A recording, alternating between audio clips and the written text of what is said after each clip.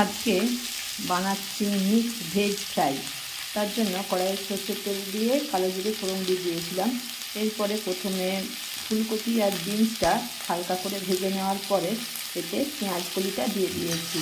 তারপরে এটা একটু ভালো করে ভেজে নিচ্ছি। এর সাথে চেরা লঙ্কাও দিয়ে দিয়েছি।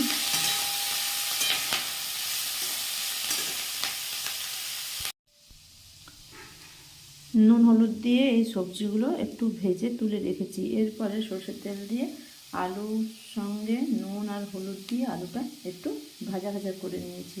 এরপরে এই সব সবজিগুলো এর সাথে একটু মিশিয়ে দিলাম।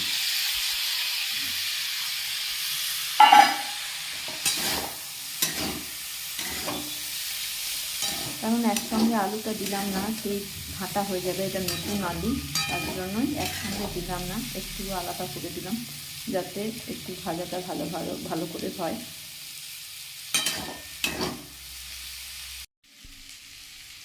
এরপরে এর সাথে একটু নারকেলের গুঁড়ো দিয়ে দিয়েছি। এরপরে ভালো করে এটা মিশিয়ে নিয়ে আর একটু এটা ভাজতে দেব।